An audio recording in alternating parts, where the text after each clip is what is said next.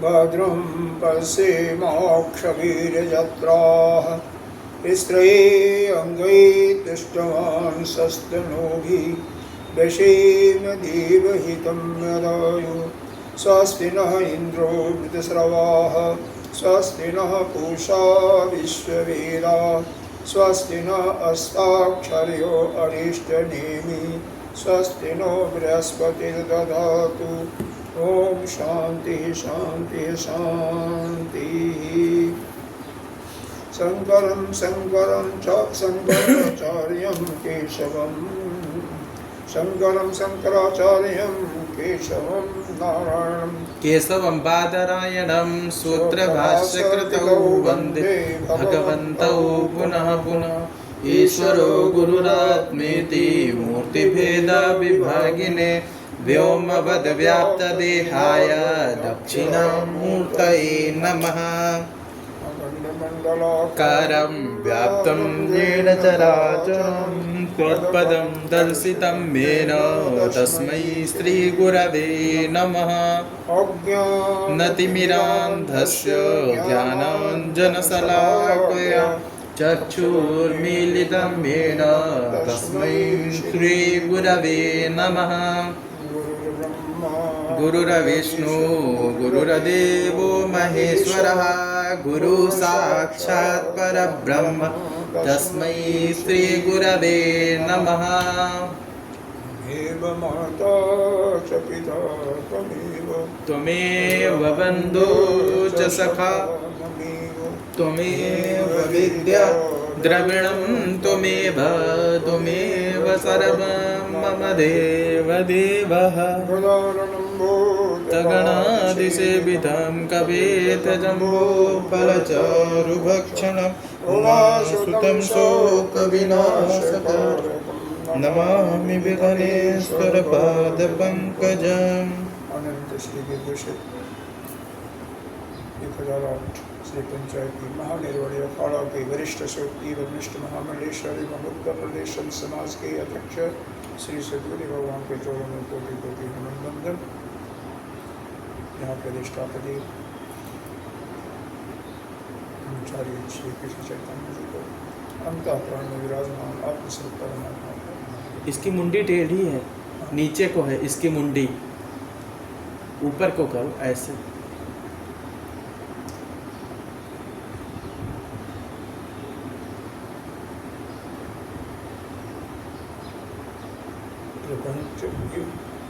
कार्यक्रम को सत्र है।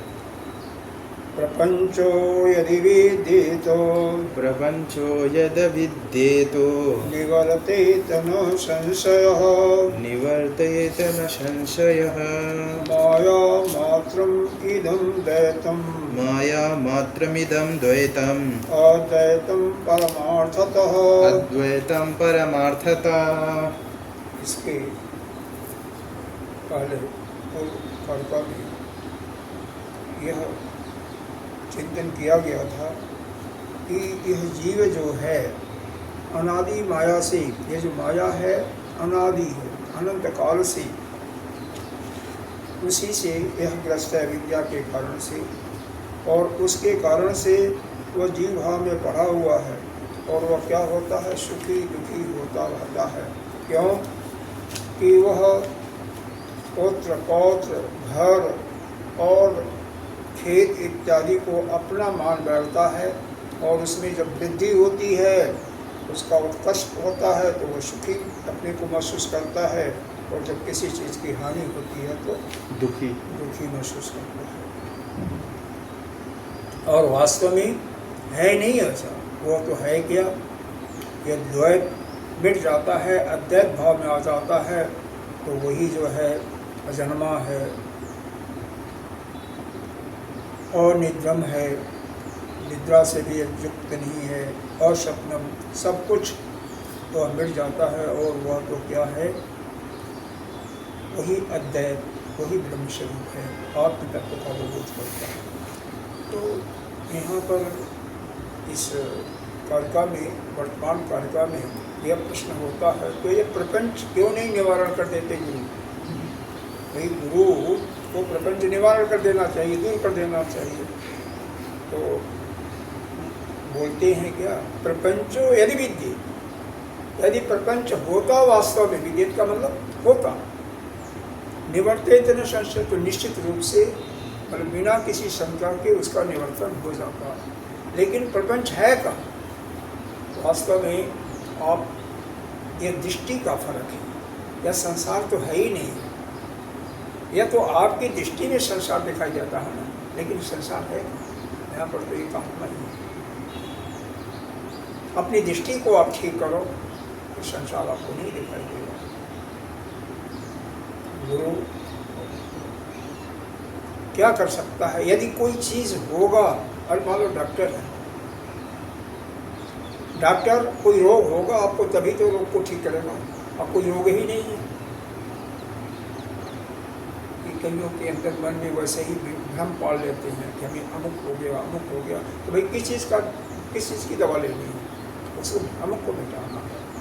तो यह जो जीव को भ्रम हो जाता है, जीव बन बैठा है और भ्रम पाल रखा है कि यह जो कुछ दिखाई देता है सत्य, व्यवहार के दृष्टि से ठीक है, कुछ समय के लिए सत्य है, लेकिन परमार्थ दृष्टि से कोई प्रपंच नहीं है। अगर प्रपंच होता, प्रपंच का मतलब द्वैत होता, तो मिट जाता, उसको बुद्धि मिटा देती। माया मात्रम इदम द्वैतम, जो कुछ आपको द्वैत दिखाई दे रहा है वह केवल माया या अविद्या का ही फलस्वरूप।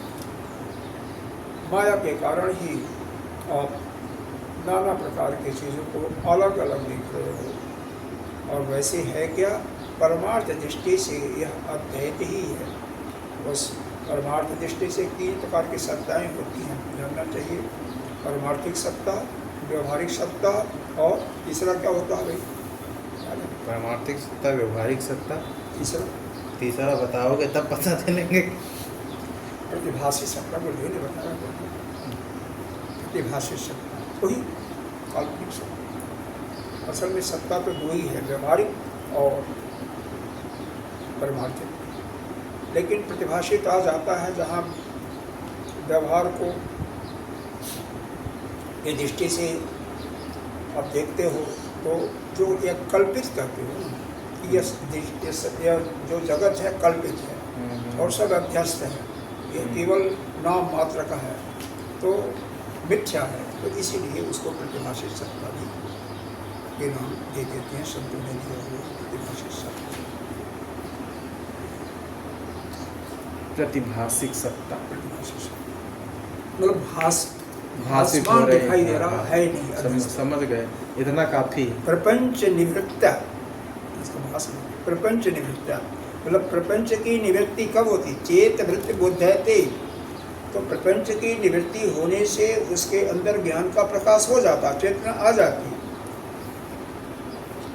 तो कह रहे हैं कि निवृत्ति प्रपंचे कथम अद्वैतम इति, प्रपंच निवृत्ति चेत माने वही ज्ञान प्राप्त हो जाता, चेत बुद्धते निवृत्तिते प्रपंचे, हाँ वो बुद्धि हो जाता, बुद्धि मतलब बुद्धि इसकी खुल जाती, यानी अविद्या मिट जाती और ज्ञान को प्राप्त हो जाता। लेकिन अनिवृत्ति प्रपंच, प्रपंच की निवृत्ति कैसे होगी? कथम अद्वैतमिति, कैसे यह अद्वैत की प्राप्ति होगी, यह प्रश्न पूछ रहा है। तो कहते हैं सत्यम एवं स्यात् प्रपंचो यदि विद्यते, तुम्हारा कहना बिल्कुल सत्य है, लेकिन प्रपंच होता तभी तो मिटता। सत्यमिति यह कैसे है? रज्ज्वाम सर्प इव कल्पित्वात्र सविदति, यह जो दिखाई देता है द्वैत, उसी प्रकार से है जैसे रज्जु में सर्प दिखाई दे रहा है। रज्जु सर्प की आप कल्पना कर रहे हो, सर्प है नहीं, सब सर्प जो है उसी रज्जु पर ही यानी रस्सी पर ही अभ्यस्त है। उसी प्रकार से यह पूरा सृष्टि जो जगत दिखाई दे रहा है उसी अपने अधिष्ठान वह ब्रह्म के ऊपर सब अभ्यस्त है। भासी सत्ता है। भाष्य सत्ता। विद्यमान च निवर्तित न संशय। अगर ये विद्यमान होता, प्रपंच विद्यमान होता यानी द्वैत होता, तब तो उसका निवर्तन अवश्य होता, इसमें कोई शंका नहीं है। जैसे फिर वही रज्जु का भ्रांति बुद्धिया कल्पित संकुल विद्वान, जैसे रज्जु में अगर सर्प है तो वह इसलिए होता है, कैसे दिखाई देता है कि आपकी बुद्धि में शंका आ जाती है, बुद्धि में दोष आ जाता है और सर्प आपको दिखाई देता है। लेकिन जैसे ही सन विवेक तो जैसे विवेक हो जाता है उसका निवर्तन हो जाता है। नैव माया बिना प्रयुक्ता तद्दर्शिना चक्षु बंधावगमी विद्यमाना सती निवर्त। यह सब कुछ है, यह माया का ही प्रकोप है, यह देखने वाले का दृष्टि का ही बंधन है प्रपंच नहीं, द्वैत है नहीं। यह दृष्टि का दोष नहीं है बल्कि अज्ञान, दृष्टि दोष का मतलब यहाँ पर है अविद्या के कारण ही यह हमें सब कुछ प्रपंच दिखाई दे रहा है। विद्यमानो सती निवर्त तत् एदम प्रपंचाख्याम माया मात्रम द्वैतम। फिर उसी रज्जु और सांप के हिसाब से बताते हैं कि अगर प्रपंच होता तो निश्चित ही इसका उपदेश दे करके इसको समाप्त किया जा सकता है। लेकिन प्रपंच तो है ही नहीं है, परमार्थ की दृष्टि से कोई प्रपंच नहीं है, इसलिए इसके निवृत्ति का कोई प्रश्न होता नहीं, यह मात्र दृष्टि का प्रश्न। आगे क्या बता रही हैं? विकल्पो विनिर्वर्तेत कल्पितो यदि केनचित् उपदेशादयं वादो ज्ञानी दैत्यम न विद्यते।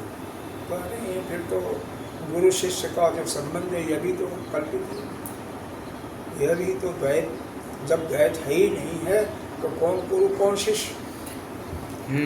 तो बताया जा रहा है कि केवल ज्ञान के देने के लिए उस जो आपके अंदर विद्या है ना, तो उस अविद्या को मिटाने के लिए उपदेश देना आवश्यक है। तो उपदेश देने के कारण यह गुरु शिष्य का संबंध बना हुआ है। और जैसे ही आपको अद्वैत का उपदेश से बोध हो जाएगा तैसे न कोई गुरु न शिष्य, आप भी कोई नित्य शुद्ध मुक्त, वही ब्रह्म हो जाओगे, वही आत्मा हो जाओगे। तो यह जो भी संसार के संबंध हैं तभी तक हैं जब तक हमारे अंदर अविद्या है। अविद्या दूर होते ही हम अद्वैत रूप में, ब्रह्म के रूप में जाते हैं, पूरी सृष्टि हमारे अंदर हो जाती है, तो हमारी सेवा कोई नहीं रखता।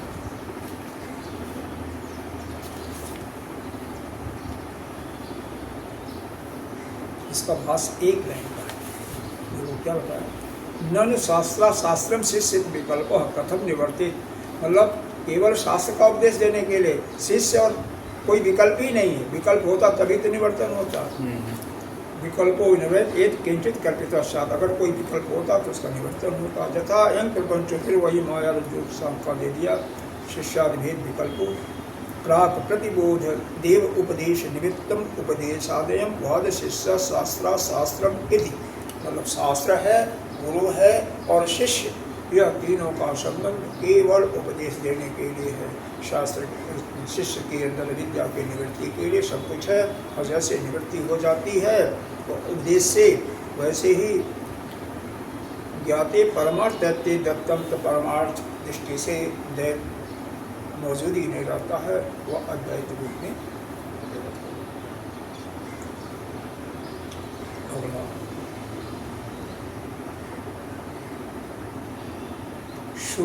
अब मान लो यहाँ पर हमें इसका बोध नहीं हुआ क्या कि जागृत अवस्था में जो कुछ दिखाई दे रहा है और वास्तव में नहीं बोध होता। सही से केवल कहते हैं जैसे किताबी पढ़ा, ज्ञान हो जाता है लेकिन यह अंदर से दृढ़ता नहीं आ पाती है, अंदर उसकी अनुभूति नहीं हो पाती। उस ब्रह्म विद्या की उत्पत्ति नहीं होती है जिससे विद्या पूर्ण तरह से नष्ट हो जाए। तो उसके लिए बताते हैं, अगर अभी समझ में नहीं आया तो कैसे समझो। अब उपासना का बताते हैं, उपासना करो। उपासना क्या करो? तो यहाँ पर बताया गया है कि प्रणव के या ओंकार के 3 पाद होते हैं मुख्य रूप से। चौथा पाद भी है, वैसे पाद उसको नहीं कहते हैं बल्कि क्रियावस्था कहते हैं। लेकिन जागृत अवस्था, स्वप्न अवस्था और सुषुप्ति अवस्था, ये तीनों चरण तो माने गए हैं। तो उसी को पुकारने के लिए, मतलब अभिधेय को पुकारने के लिए अभिधान शब्द प्रयुक्त होता है। जैसे नामी आपको पुकारने के लिए एक नाम दे दिया गया कि अमुक नाम दे दिया गया। उस नाम हजारों आदमी बैठे हों और उस नाम को पुकारा जाएगा तो उस नामी जो है खड़ा हो जाएगा या हाथ मिला देगा, मैं। उसी प्रकार से वह जो अभिधेय है, वह जो ब्रह्म है, उसको एक नाम दिया गया, वह प्रणव या ओंकार। तो ओंकार के नाम से उसको हम बुलाते हैं। तो वह बुलाते हैं ओंकार, और लक्ष्य क्या होता है? वह ब्रह्म का लक्ष्य होता है। ब्रह्म को हम उससे लक्ष्य करते हैं। जैसे ये यहाँ पर सुबह आप आरती करते हो, तो आरती किसका? फोटो का करते हो। फोटो के माध्यम से वह आरती अपने गुरुदेव की या भगवान की, शिव की होती है। फोटो एक माध्यम है। जैसे हम हवन करते हैं, स्वाहा बोलते हैं, इंद्राय स्वाहा, आहुति को हम अग्नि में डालते हैं। लेकिन लक्ष्य क्या होता है? हमारे अंदर भाव क्या होता है कि यह जो हम दे रहे हैं यह इंद्र को पहुँचे, इंद्र को प्राप्ति हो। उसी प्रकार से जैसे हम पूजा करते हैं एक फोटो का, या पत्थर की मूर्ति है या काष्ठ की मूर्ति है, तो हमारा जो उसका भाव होता है कि उसके माध्यम से वह जो परम सत्ता है उसका हमारे अंदर भी भान होता है, और उसको जो हमारी जो पूजा, हमारा जो निवेदन है वो वहाँ तक पहुँचे। उसी प्रकार से यह जो ओमकार शब्द है, पूरी सृष्टि, पहले मंत्र में आता, पूरी सृष्टि ओम से ही आता। तो यह ओम में 3 अक्षर होते हैं, अ, उ और 14 हलंत होता है। तो उसी प्रकार से इस हमारे अवस्थाओं में भी 3 ही अवस्था होती हैं, जागृत, स्वप्न, सुषुप्ति। तो जो प्रारंभिक अवस्था है उसको जागृत कहते हैं, और इसको अक्षर का जो संबंध है उसको अ कहते हैं। अ ही सभी शब्दों का मूल है, अ से ही सारे शब्द, क्योंकि अ जो होता है ना, आपके यहाँ मूलाधार से या नाभि से निकल करके या इसमें पूरा जैसे सांस निकलता, उसी के साथ और शब्द का उच्चारण होता है। यहाँ पर मुख में कोई परिवर्तन नहीं होगा। माँ में आपके होठ बंद हो जाएंगे, जब हलन जाएगा बिल्कुल बन जाएगा। तो पूरे ओम में शब्द का उच्चारण शुरू होता है यहाँ पर आपके नाभि से कहिए, और यहाँ से हो करके अंत में पूरा ओम होने पर आपका यह होठ भी बंद हो जाते हैं और वह लंबा वहाँ पर खींचते हैं। तो प्रारंभिक अक्षर अ जो है उसी से पूरा यह व्याप्त हो जाता है।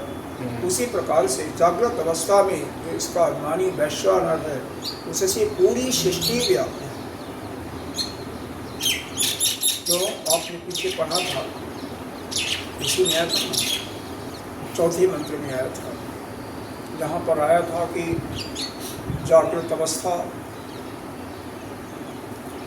बाह्य भुक्त बाह्य प्रज्ञ और आया था सप्तांग एकोनविंशति मुख।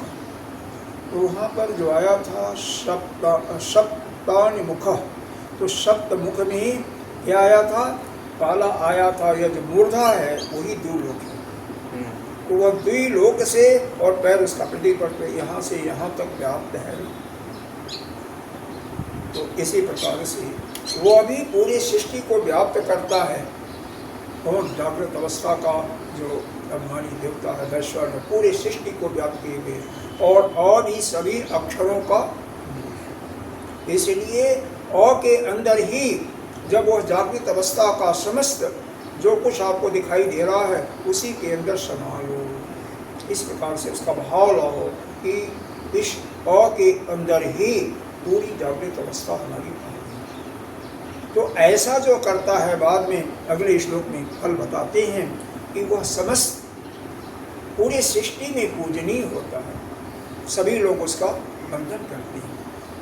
तो ये ओंकार की पहले अक्षर की महिमा है।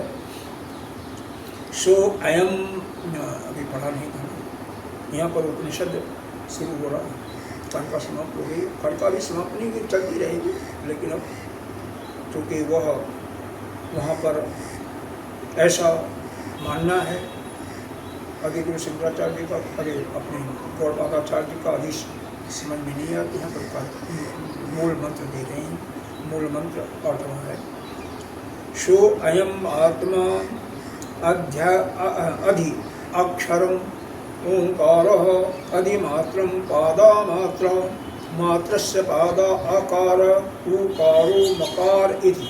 मात्रा में तीनों मात्रा कह रहे हैं, कौन कौन? अकार, उकार और मकार। अयम आत्मा अधि अक्षर, यह अक्षर का ही प्रारंभ है, ओंकार का प्रारंभ है। अयम आत्मा ही ओंकार है और उसका पहला अक्षर अधिमात्रम पादा मात्रम, और उसके जो मात्राएं हैं वही उसके आश्रित में है। मात्राएं ही आश्रय करके स्थित रहता है। वह ओंकार इन मात्रों के सहारे ही बैठा हुआ है या उसी में स्थित है। क्योंकि कोई शब्द बनता है तो बिना अक्षर के नहीं बनता है। तो अगर अक्षर को निकाल दो तो शब्द खत्म हो जाएगा। जैसे एक पेड़ है, कोई लता उससे चिपटी हुई, पेड़ को काट दो तो लता गई। उसी प्रकार से किसी भी अक्षर को निकाल दोगे तो वो शब्द समाप्त हो जाएगा। तो ओंकार जो शब्द बना हुआ है इन अक्षरों के अकार उकार मकार के आश्रय से ही बना हुआ है। पहला ही शब्द क्या है? अकार है। और वह उसका पहला पाद, पहला चरण क्या है? जागृत अवस्था। इसलिए दोनों में समानता है। वो अवस्थाओं का प्रथम है और यह अक्षर का प्रथम है। तो इसलिए उस जागृत अवस्था को इस मात्रा के अंदर ही इसी प्रकार से उपासना करो कि में ही वह पूरा जागृत अवस्था ही आ जाए। और ऐसा जो पूजा करता है तो अगले मंत्र में इसका फल बताते हैं कि जागृत स्थानु वैश्वानरो अकारः प्रथम मात्राप्ते आदिम त्वावाप्नोति वै सर्वकामानादिश्च भवति ज एवं वेद। सभी कामनाएं आदिश मतलब पूर्ण हो जाती है। इसकी सारी कामनाएं जो भी इच्छाएं होती हैं सब प्राप्त हो जाती हैं। जो इस प्रकार से उपासना करता है, एक अक्षर का ओंकार की, एक अक्षर का जो पहला अक्षर अ है और उसमें जागृत अवस्था को पूरा उसी के अंदर वह व्याप्त कर लेता है। तो इस प्रकार से उपासना करने वाले के पास जो भी उसके मन के अंदर कामनाएं होती हैं सारी कामनाएं पूर्ण हो जाती हैं। इसके भाष्य में थोड़ा सा देख लीजिए तो अच्छा रहेगा। अभिधेय प्रधान ओंकार चतुष्पादम इति व्याख्या। ओंकार शब्द क्या है? अभिधेय क्या है? अभिधेय प्रधान, अभिधेय है वह परमात्मा।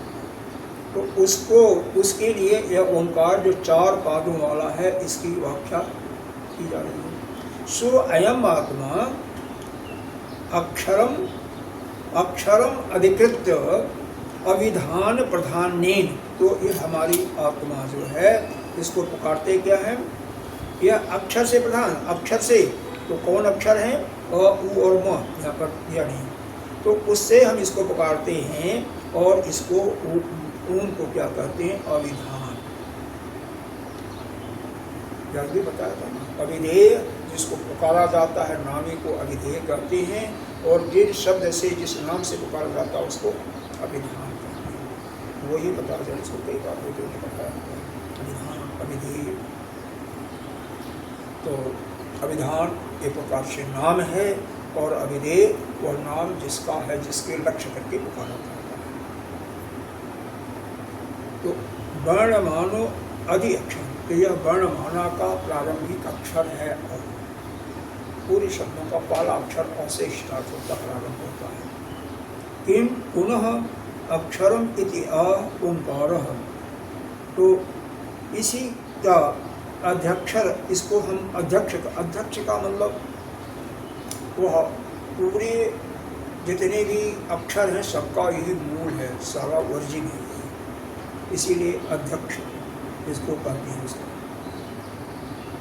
सो अयम ओंकारः, इसलिए यह ओंकार शब्द पादशः प्रविभज्यमानो अधिमात्रम मात्रम अधिकृत वर्तत इति अधिमात्रम, तो इसीलिए यह ओंकार ही है, पाद रूप से इसको हम विभक्त कर देते हैं 4 पादों में, मुख्य रूप से 3 पाद, जागृति, स्वप्न, अरे, और उसी को अवस्थाओं से हम जोड़ लेते हैं। अ को जागृत अवस्था से, ओ को स्वप्न अवस्था से, और म को सुषुप्ति अवस्था से। और इस प्रकार से हम जो भी उपासना करता है, पहले अक्षर की उपासना का यहाँ पर फल बताया कि अ का उपासना करता है, और उसमें जागृत अवस्था के समस्त जो भी वस्तुएं दिखाई देती हैं, जीव प्राणी इत्यादि, सबको उसी के अंदर वह व्याप्त कर लेता है, तो वह उसकी सारी कामनाएं पूर्ण हो जाती हैं, और वह जो है पूरे संसार में बंदनीय होता है।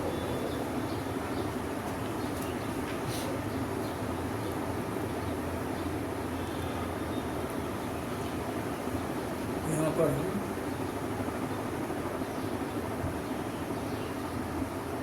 आगे आया है,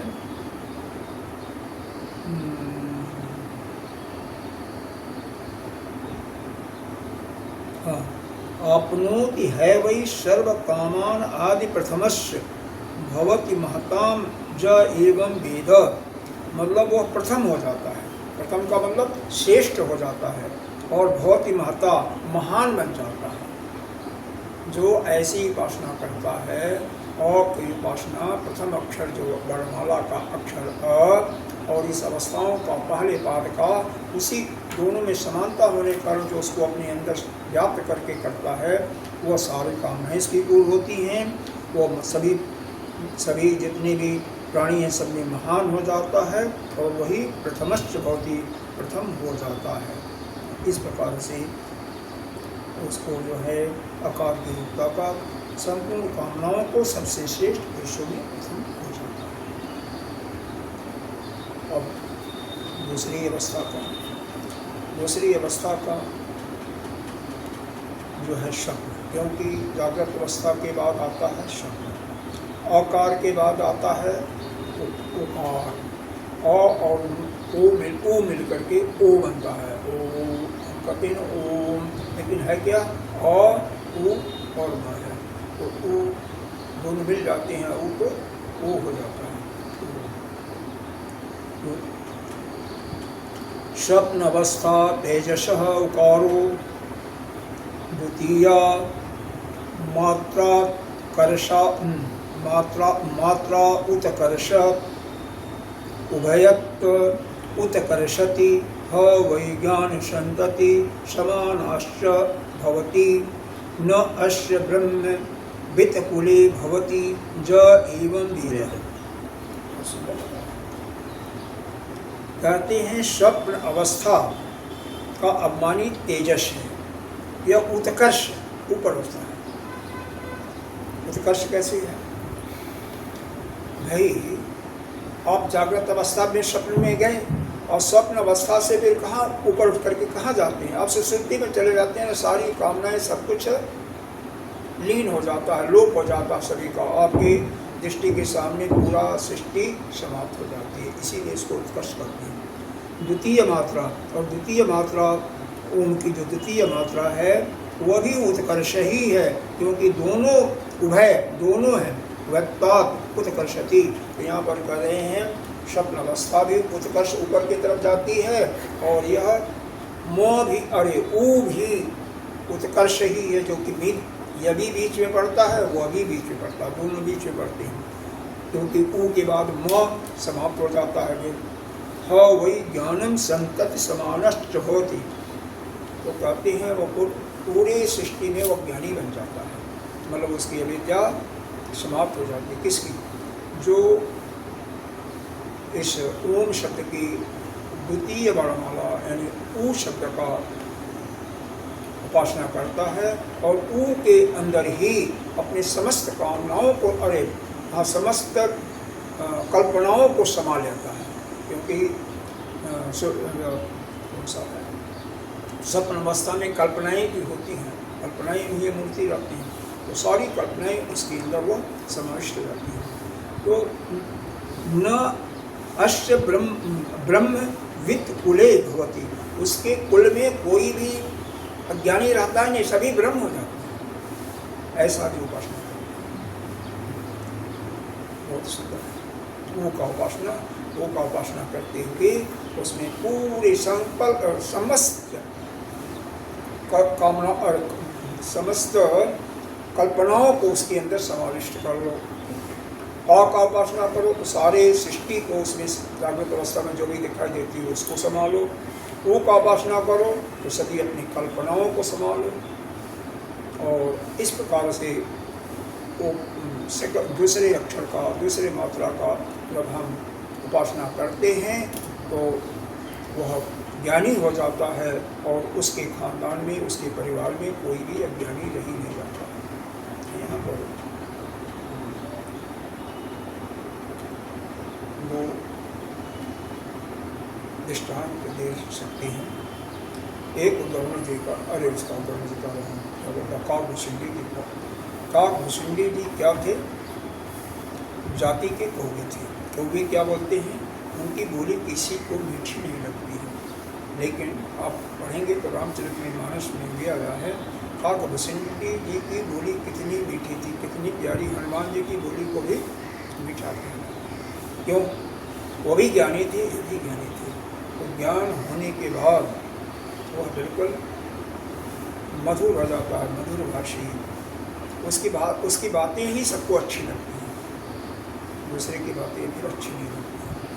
तो यह काकभूषुंडी का रामायण की चौपाई अगर किसी को याद हो तो ठीक है।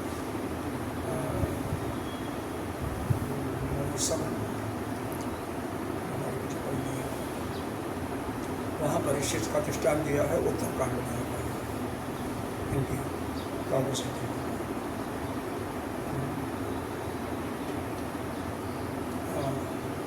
मधुर वचन बोलन खगड़ाया, ऐसे कुछ करती है। मधुर वचन बोलो, तो पक्षी जो है क्या है? मधुर वचन बोलने का। तो यह काकभूषुंडी जी का मधुर वचन, जबकि वास्तविक में क्या है?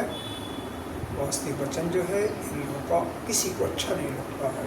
इसी प्रकार से बंदर का वचन भी किसी को अच्छा नहीं भाता, लेकिन काका कोई नाक इस करके अपना बोलते रहते हैं, लेकिन हनुमान जी का भी मधुर वचन। तो यह उपासना जो करता है उसके खानदान में कोई अज्ञानी नहीं होता, सभी ब्रह्म हो जाते हैं। तीसरी उपासना तीसरे पाद की है। तीसरा पाद सुषुप्ति अवस्था है, और इधर तीसरा वर्णमाला का अक्षर आता है। इसमें ओम शब्द में जो तीसरा अक्षर आता है म शब्द, उसके लिए यह मंत्र है 11वां। सुषुप्तस्थानः प्राज्ञो, सुषुप्तस्थान प्राज्ञो, मकार तृतीया मात्रा, मकार तृतीया मात्रः, मिति पीतिर्वा, मिति तीर्वा, मिनोति हवा इदम विनोति हवा इदं सर्वम पीतिश्च सर्वम् इतिश्च भवति भवति य य एवं एवं वेद। यहाँ पर मित शब्द का होता है मान, जैसे होता है ना कि आपका मान सम्मान हो रहा है, उसको हम कहते हैं मित शब्द नहीं मिति, मिति शब्द ई को मात्रा है ई, यह ए बन गया है, आगे जो है यहाँ पर अ है और उधर ई है, पितेवाम, अगर शब्द नहीं आएगा पितेवाम, तो पितेवाम का मतलब उसका प्रलय के अर्थ में लिया जाता है। जैसे या प्राणियों का उत्पन्न और प्रलय दोनों होता है ना, यह जो सुषुप्ति अवस्था है यह प्रलय की अवस्था कहलाती है। प्रलय की अवस्था क्यों कहलाती है? 4 प्रकार के प्रलय बताया गया है, उस प्रलय के अंदर ये भी आता है। समाधि भी प्रलय की अवस्था आती है जब संसार उजाड़ हो जाता है। महाप्रलय होता है जब पूरी सृष्टि का प्रलय हो जाता है। तो ब्रह्मा जी की रात्रि होती तभी प्रलय होता है, हर एक के अलग अलग नाम दिए हैं, तो यह भी एक प्रलय होता है। तो यहाँ पर उत्पत्ति और प्रलय दोनों है सुषुप्ति अवस्था में, और उसी का अनुमानी क्या है? प्राग। और प्राग क्या है? वह ईश्वर के तुल्य बताया जाता है, यानी वह सभी का क्या है? सभी का कंट्रोलर, सभी को अब शासित करने वाला। तो यह यहाँ पर इसका अर्थ देखिए शब्दों का, सुषुप्ति स्थान इसका अधिकारी क्या है? प्राज्ञ, इसका अभिमानी देवता प्राज्ञ है। तृतीय मात्रा कौन है? म है। तो म मात्रा से मिते का अर्थ क्या होता है? मान के लिए, और उत्पत्ति और प्रलय को ही उसी के अंदर समा लेता है। इदम अर्थम सर्वम पीति सर्वत, सभी को पी जाता है, सभी को समा जाता है। यानी मौ की उपासना करते हुए उसमें सृष्टि है, सभी को पी जाइए। पी जाइए का मतलब सबको उसी के अंदर समाविष्ट कर लीजिए। तो ऐसा जो उपासना करता है वह स एवं वेद, वह सबका विलय स्थान हो जाता है, और उसी को यही वेद में बताया गया है। यह मात्रा को समझ में नहीं आया है तो इसके लिए हम पढ़ते हैं। यहाँ पर तो यह बताया गया सुषुप्ति अवस्था का अभिमानी देवता प्राज्ञ, सुषुप्त स्थान प्राज्ञो, और मकार तृतीय मात्रा, और म जो है अक्षर वह इसका तीसरा मात्रा है ओंकार शब्द का। तो इस तीसरे मात्रा का आप जब उपासना करें तो उसके अंदर प्राज्ञ का जो भी क्षेत्र है, जैसे मिते मतलब ये जो मान है, सम्मान है, और पितेत्वा मिनोति, और जो भी उसका उत्पत्ति और प्रलय का स्थान है, मतलब सृष्टि जो है पूरे को अपने अंदर समा लीजिए उसी माँ के अंदर। सर्वम पीतस्य, सभी को मतलब उत्पत्ति और प्रलय सभी को पी जाइए। भवति एवं स वेद, तो संपूर्ण जगत को ही वह माप लेता है, यानी सबको अपने अंदर ले लेता है। यही यह सुषुप्ति अवस्था और मोह के उपासना का अर्थ। अब इसको समझाएंगे कारका के द्वारा। कुछ इसमें भाष्य में देखेंगे तो और क्लियर होगा। भाष्य में यह दियो है, सुषुप्ति स्थान प्रागो जह स मकार ओंकार स्थिति में, वो तो सेम वही दिया हुआ है पहले जो अपना मंत्र में दिया हुआ है कि सुषुप्त अवस्था का अधिकारी प्राज्ञ है अभिमानी, ज स मकार, और उसका ओंकार का तीसरा वर्णमाला का अक्षर जो है मकार है, यह तीसरा मात्रा है।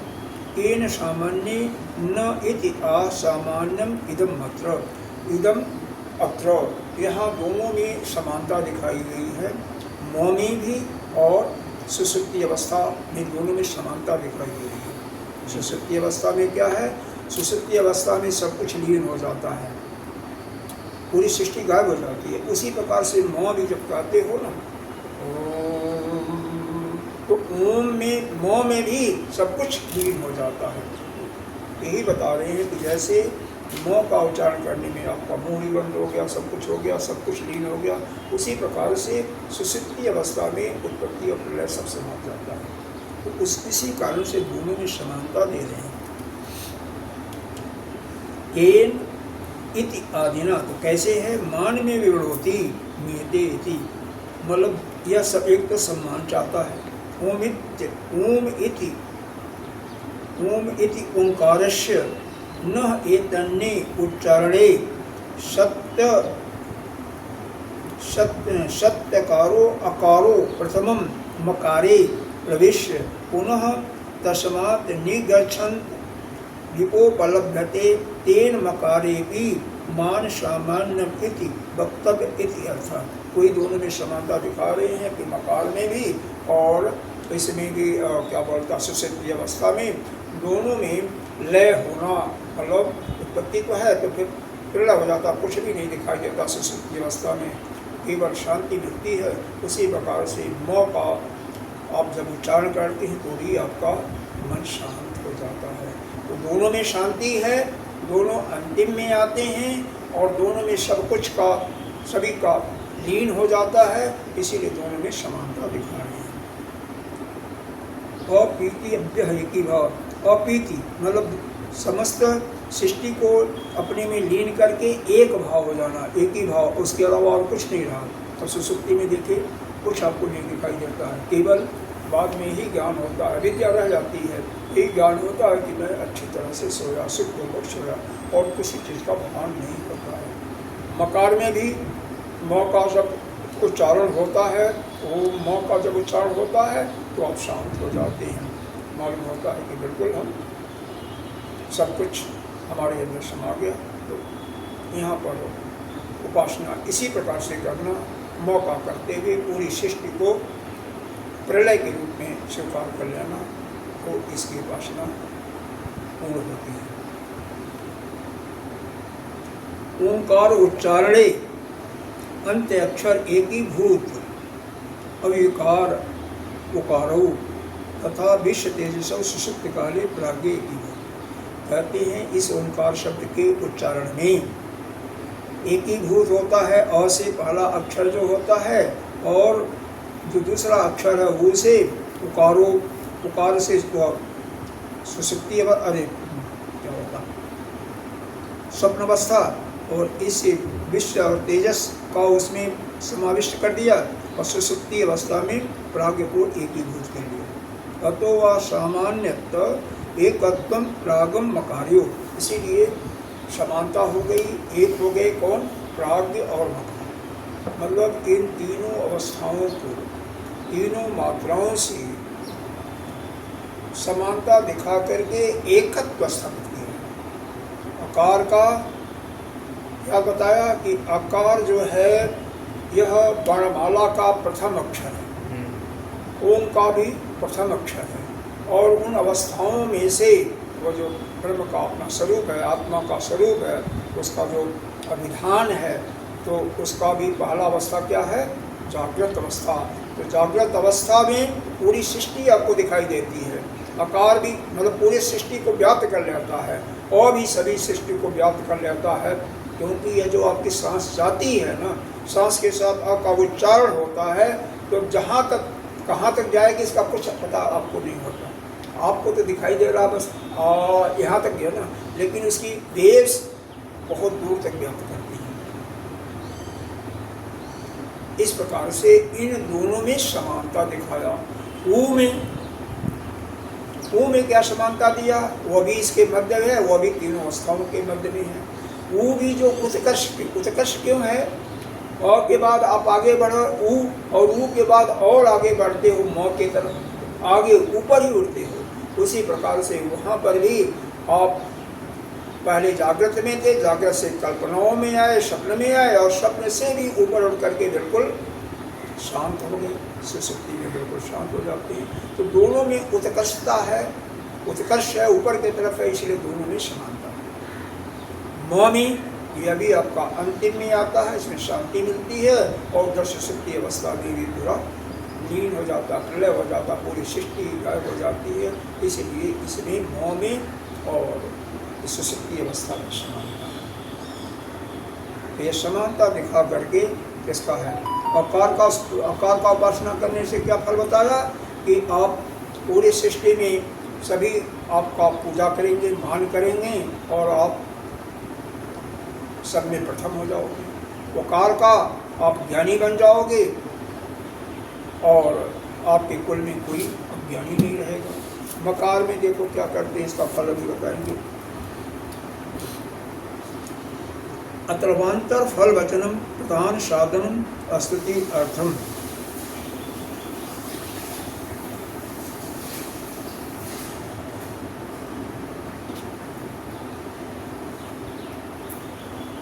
यहाँ पर कह रहे हैं मकार का जो उपासना किया गया है यह स्तुति करने के पक्ष में है। स्तुति एक प्रकार से की जाती है, क्योंकि देखो अत्र अवान्तर फल वचन, इसका अवान्तर फल क्या है? प्रधान साधन स्तुति अर्थम, प्रधान साधन का स्तुति किया गया है। इसका हिंदी में भी यही बताया है, यह अवान्तर फल प्रधान साधन की प्रशंसा के लिए यहाँ पर इसका यह बताया गया है।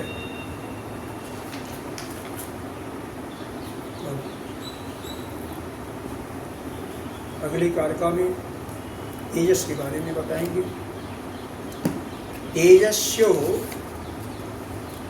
विज्ञान उत्कर्षो दृश्यते अस्फुटम मात्रा संप्रतिपत्तौ स्यात् उभयत्वं तथा विधम।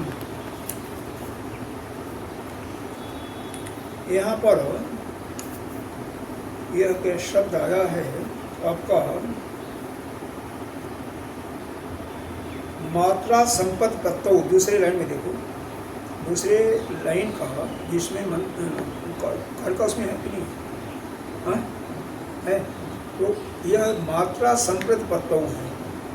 इसका अर्थ बताया गया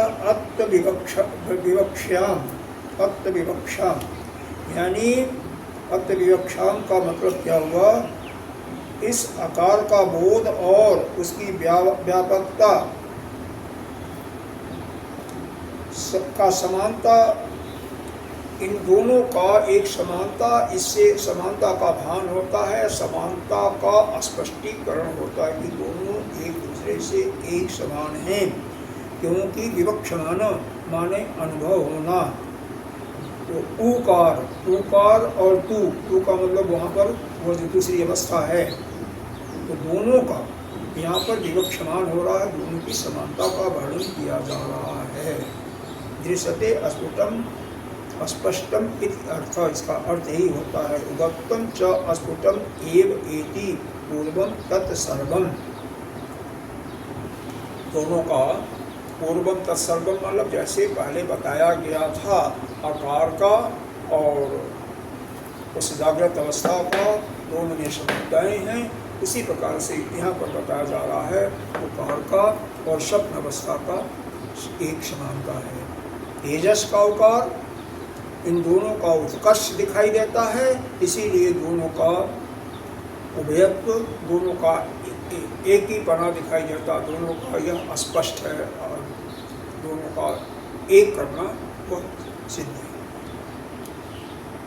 प्राज्ञ को अगले अर्थ में आएगा, अगले उसमें मकार भावे प्राज्ञस्य मान सामान्यम उत्कटम मात्रा संप्रतिपत्तौ। इसमें भी मात्रा संप्रतिपत्तौ है, इसमें भी मात्रा संप्रतिपत्तौ है, उसी समानता के दृष्टिकोण से। तू लय सामान्यम एव च, यहाँ पर समानता कैसे होती है? लय सामान्य रूप से लय हो जाती है पूरी सृष्टि, मौ में भी और उस सुसुप्ति में भी। तो मकार भावे प्राज्ञस्य, मकार का भाव प्राज्ञ अवस्था है। अरे प्राज्ञ का जो अभिमानी है, हमारी सुसुप्ति का अभिमानी प्राज्ञ है। मान सामान्यम उत्कटम, इसका यह महानता दिखाने के लिए सामान्य रूप से इसको स्पष्टीकरण किया जा रहा है कि मकार और आपका सुसुप्ति अवस्था दोनों एक समान हैं उनका, क्योंकि दोनों में मान है और दोनों में लय की प्रक्रिया हो रही है। यह स्पष्ट रूप से यह समझा जा सकता है। सुसुप्ति में पूरी सृष्टि का लय हुआ है। मोह में इस पूरे और मोह के बीच जो भी आया वो सबका लय हो गया। ये होठ बंद हो गए, पहले खुला था। तो इस प्रकार से इन तीनों अवस्थाओं का समानता दिखाया गया। अकार का जागृति अवस्था से, उकार का स्वप्न अवस्था से और मकार का सुषुप्ति अवस्था से। अकार का जो फल दिया उसका उपासना करने का, अकार का जो उपासना करता है वह पूरी सृष्टि में उसका मान बढ़ जाता है, वह पूजनीय होता है, वंदनीय होता है। और उकार का जो उपासना करता है वह जो है ज्ञानी हो जाता है और उसके पूरे परिवार में कोई अज्ञानी नहीं रहता है। मकार का उपासना करने में बताया कि यह अब तो सब कुछ तो हो ही गया ना, वह एक प्रकार से वह ईश्वर ही बन जाता है। मैंने सभी को कंट्रोल, सबका पावर आ जाता है, सभी पर शासन करता है, पूरे सृष्टि में सब पर वह शासन करता है। और अगर तुरिया में आ जाएगा तो ब्रह्म बन गया, आत्मा स्वरूप हो गया। इस प्रकार से, क्योंकि यहाँ पर सुषुप्ति अवस्था का मानी जो प्राज्ञ है ना, उसको ईश्वर के तुल्य बताया, पहले बताया था कि ईश्वर और उसमें कोई भेद नहीं, उसको ईश्वर समझो। और तेजस को हिरण्यगर्भ समझो, जहाँ पर सबका बीज होता है। और विश्व को आप वैश्वानर या आपका विराट पुरुष समझो, क्योंकि विराट पुरुष के अंदर ही पूरी सृष्टि समाई हुई है, इसीलिए इसको समष्टि में वैश्वानर नाम दिया। तो आपके अंदर भी आपकी पूरी सृष्टि का मतलब, यहाँ पर सृष्टि क्या समाई हुई है? अरे अपने पूरी सृष्टि को अपने अंदर समान होना, यही तो करना है। इस आपके ये सृष्टि जो दिखाई दे रही है, यह सृष्टि जो आपके अंदर दिखाई दे रही है, यह केवल आपके दृष्टि का ही फेल है। अगर आपने दृष्टि को ठीक कर लें, क्योंकि वो है नहीं, यह व्यवहारिक सत्ता है, परमार्थिक रूप में कोई सृष्टि है ही नहीं है। तो यही सत्य है कि कोई दैव एक के अतिरिक्त कुछ है ही नहीं, वही एक है और वह आप ही हो। क्योंकि आप जो हो, आपके शरीर तो हो नहीं, आप आत्मा हो, और आपके अंदर ही पूरी सृष्टि भी समाई हुई है, कहीं अलग से नहीं। तो इस एक प्रकार से समझिए कि यह पूरा, यहाँ पर अभी आगे एक है हलंत जो है, हलंत का जब कर लिया जाए, उसका बोध होगा, तो आपका उसी समय समझिए कि आप ब्रह्मज्ञानी बन चुके, बशर्ते उसका बोध हो गया। और जागृत अवस्था में अगर सृष्टि नहीं दिखाई दे रही है, उसी समय आपका उसी का अभ्यास करना है। आगे अगली बात का त्रिषु धामसु जगतुल्यं, त्रिषु धामेषु यत्तुल्यं, सामान्यं वेति निश्चितः, सामान्यं वेति निश्चितं, स पूज्य सर्वभूतानां, स पूज्यं सर्वभूतानां, वन्द्यस्यैव महामुनिः, वन्द्यस्यैव महामुनिः। अकारो नैते विश्वम्, अकारो नैति विश्वम्, उकारश्चापि तेजसः, उकारश्चापि तेजसः, मकारस्य पुनः प्राज्ञम्, मकारश्च पुनः प्राज्ञम्, न अमात्रे विद्यते गतिः, न अमात्रे विद्यते गतिः। तो ये जो तीन धामों का बताया, तीन धाम का मतलब तीनों अवस्था, ठीक है, जागृत, स्वप्न और सुषुप्ति। इनमें जो बताया गया तुल्यता यानी समानता, सामान्य रूप से समानता को यह जानता है। जो यह जानता है कि जागृत अवस्था आकार के समान है और स्वप्न अवस्था उकार के समान है, दोनों में कोई भेद नहीं है। मकार जो है वह सुषुप्ति अवस्था के तुल्य है, उसमें कोई भेद नहीं है। कहते हैं वह महामुनि बन जाता है, वही महामुनि है और समस्त प्राणियों के लिए वह वंदनीय होता है और पूजनीय हो जाता है। अर्थात इस ओम शब्द की अभी हलंत नहीं लिया गया है, उसके पहले अकार, उकार और मकार, इन तीनों को स्पष्ट रूप से जो जान जाता है कि जागृत अवस्था ही अकार, इन दोनों में समानता है, उकार और स्वप्न अवस्था दोनों एक समान है, दोनों में उत्कर्ष है, दोनों में मान है, और तीसरा जो मकार है और वह सुसुप्ति अवस्था जो प्राज्ञ है, दोनों में लय हो जाता है, दोनों जो है मतलब सब पर शासन करने वाले हैं। इस प्रकार से तीनों की जानकारी, तीनों मात्राओं की, तीनों अवस्थाओं की जिसको ठीक ठीक जो जानकारी हो जाती है और पूरे विश्व में पूजनीय होता है, वंदनीय होता है, यह इसका फल होता है। और अगला जो 23वीं कारिका है, अकारो नैते विश्वम उकारस्य पितीश, मतलब अकार जो है विश्व को प्राप्त कर देता है। पहले बताया गया था अकार की जो उपासना करता है, अकार के अंदर ही जो सृष्टि को संभाल लेता है जागृत अवस्था को, तो वह विश्व में अग्रणी होता है, विश्व उसकी पूजा करता है। वही बता रहे हैं, पृथक पृथक उपासना के जाने पर अकार को विश्व को प्राप्त करा देता है, उकार शब्देशम और उकार तेजस को, और मकार जो है पुनः प्राज्ञ को, और अमात्र जो हलन आता है उसकी कोई गति नहीं है। उसके लिए अगला मंत्र दिया जा रहा है, यह 7वां मंत्र जो आप पढ़े थे, यह प्राज्ञ उसका क्या बोलता पूरी अवस्था का मंत्र था। वही अवस्था का, वही जो लक्षण बताए गए थे ब्रह्म का, उसी में से कुछ लक्षणों का यहाँ पर वर्णन किया गया। और क्या 2 घंटा पढ़ाओगे क्या? हमसे पूछो तुम तो बोलते जा रहे हो, सुन हम रहे।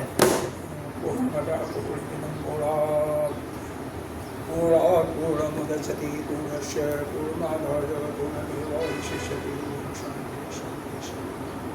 हमने अच्छा है समय पर बता दिया, अच्छा है। मौलाना मंत्र ये तीनों में समानता करके कम से कम उपासना,